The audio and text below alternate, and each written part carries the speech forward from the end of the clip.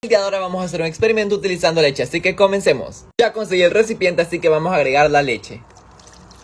No sé si vaya a funcionar esto, pero hay que hacerlo. Hay que agregarle gotitas de colorante así en toda la leche. Yo le voy a poner de distintos colores, ustedes les pueden poner lo que ustedes quieran. Y ahora solamente necesitan llenar un hisopo con jabón líquido y listo. Vamos a ver si esto funciona.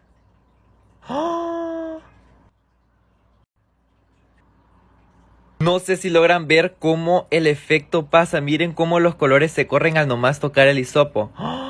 O sea, me encanta.